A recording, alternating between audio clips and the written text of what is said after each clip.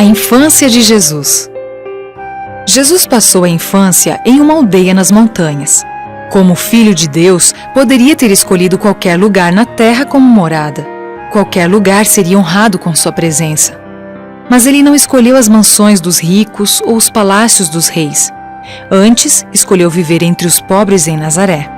Jesus quer que os pobres saibam que ele compreende suas provações. Sofreu tudo o que eles têm de sofrer. Por isso, simpatiza com eles e pode ajudá-los.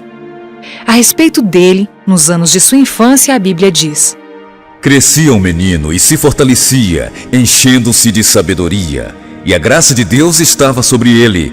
E crescia Jesus em sabedoria, estatura e graça, diante de Deus e dos homens. Lucas 2, 40 e 52. Sua mente era brilhante e ativa. Era rápido na percepção e sua capacidade de reflexão e sabedoria estavam além de sua idade. Embora seus modos fossem simples e infantis, crescia em inteligência e estatura como as outras crianças. Mas Jesus não era semelhante às outras crianças em tudo. Ele sempre demonstrava um espírito cordial e generoso. Suas mãos laboriosas estavam sempre prontas a servir os outros. Era paciente e honesto. Firme como uma rocha em questão de princípios, jamais deixou de ser gentil e cortês para com todos que o cercavam. Em casa e onde quer que pudesse estar, era como a luz do sol. Era atencioso e prestativo com os mais idosos e pobres e mostrava bondade até com os animais. Cuidava com carinho de um pássaro ferido e cada ser vivo sentia-se mais feliz em sua presença. Educação equilibrada. Nos dias de Cristo, os judeus prezavam muito a educação de seus filhos. Suas escolas eram anexas a sinagogas ou casas de culto e os professores eram chamados de rabis, homens tidos como cultos e preparados para o ensino. Jesus não frequentava essas escolas, pois muitas coisas ensinadas não eram verdadeiras. Em vez da palavra de Deus, os preceitos dos homens eram estudados e, com frequência, tais ensinos eram contrários à palavra que Deus havia ensinado através de seus profetas. O próprio Deus, por meio do Espírito Santo, instruiu Maria na educação de seu filho. Maria ensinava a Jesus as Sagradas Escrituras, e ele aprendeu a ler e a estudar por si mesmo.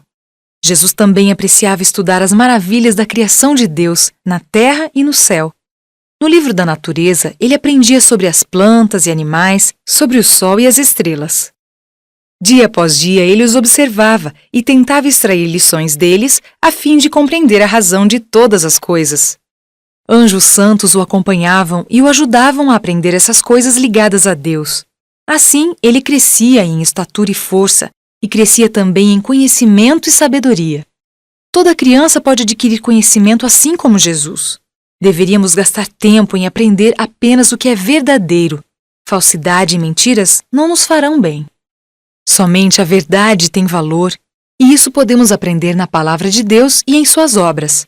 Quando estudamos essas coisas, os anjos nos ajudam a compreendê-las. Poderemos ver a sabedoria e bondade de nosso Pai Celestial.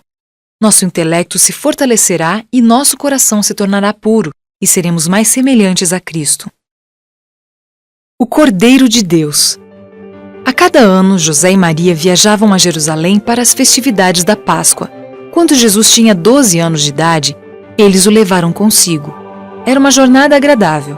As pessoas iam a pé ou em lombo de bois ou jumentos, gastando alguns dias na viagem. A distância entre Nazaré e Jerusalém é cerca de 100 quilômetros. De todas as partes e até mesmo de outros países, vinham pessoas para a festa e os que moravam na mesma região seguiam em caravanas. A festa era celebrada no fim de março ou começo de abril.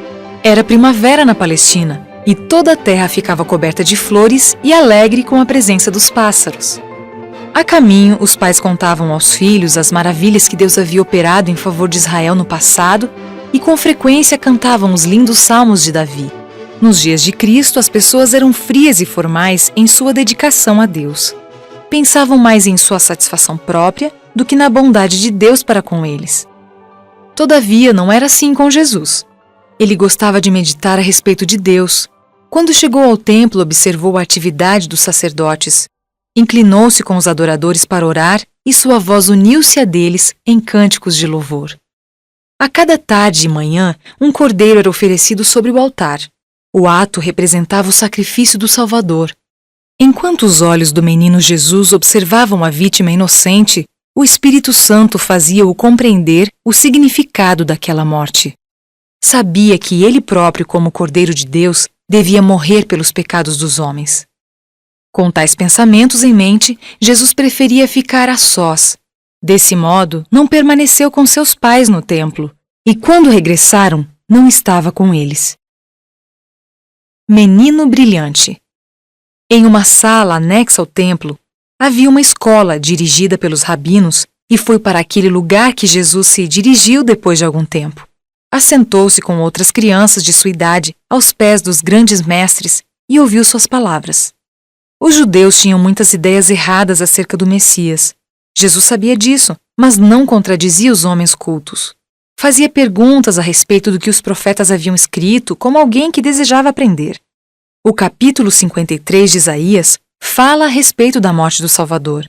Jesus leu esse texto e perguntou aos rabis acerca do seu significado.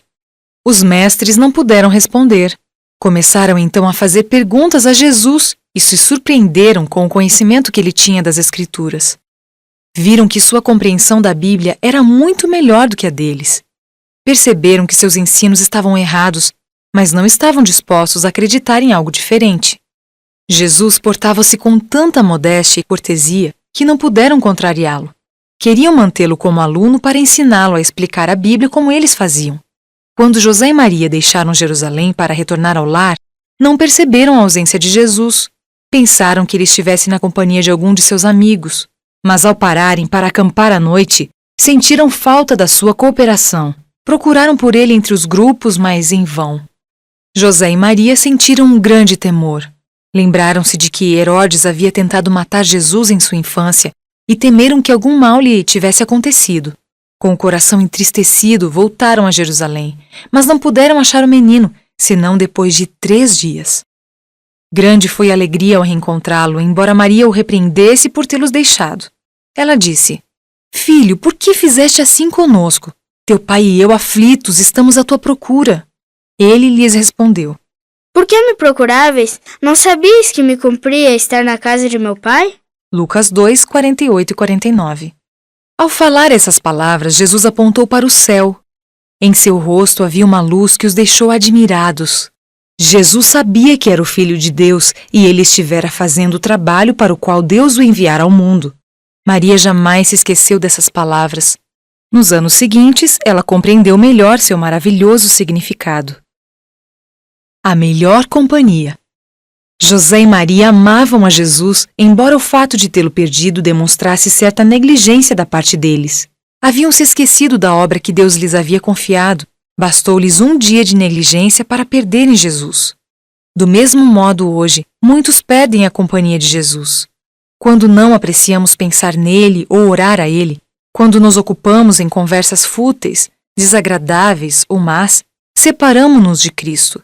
Sem ele, sentimos-nos tristes e solitários. Mas se realmente desejamos sua companhia, ele sempre estará conosco.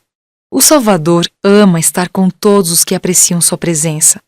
Ele iluminará o lar mais pobre e alegrará o coração mais triste. Uma vida exemplar. Embora soubesse que era o Filho de Deus, Jesus retornou a Nazaré em companhia de José e Maria. Até 30 anos de idade, era-lhe submisso. Lucas 2, 51. Aquele que havia sido comandante do céu, tornara-se na terra um filho obediente. As grandes coisas trazidas à sua mente pelas cerimônias do templo ficavam reservadas em seu coração. Todavia, esperou até o tempo determinado para realizar a obra que Deus lhe havia designado. Jesus viveu no lar de um operário, um homem pobre. Com fidelidade e alegria cumpria sua parte para ajudar no sustento da família. Quando obteve idade suficiente, aprendeu o ofício e passou a trabalhar na carpintaria com José. Vestido com a roupa rústica dos operários, passava pelas ruas do vilarejo, indo e vindo do trabalho. Jamais usou seu poder divino para tornar a vida mais fácil para si. Enquanto Jesus trabalhava durante a infância e juventude, seu corpo e mente se tornaram vigorosos. Ele empregava todas as suas faculdades de modo a conservá-las saudáveis para realizar o melhor trabalho possível. Tudo o que fazia era bem feito. Desejava ser perfeito, até mesmo no manejo das ferramentas. Por seu exemplo, nos ensinou que devemos ser laboriosos e realizar nossas tarefas cuidadosamente, que um trabalho realizado desse modo é honroso. Todos devem ocupar-se de algo que seja útil para si mesmos e para os outros. Deus nos deu o trabalho como uma bênção, e Ele se agrada com as crianças que desempenham sua parte nos deveres domésticos, aliviando o fardo do pai e da mãe. Tais crianças, ao crescer e deixar a família, serão uma bênção para a sociedade. Os jovens, que por princípio procuram agradar a Deus realizando o trabalho corretamente, serão úteis ao mundo. Ao ser fiéis em posições humildes, estão se preparando para ocupar posições mais elevadas.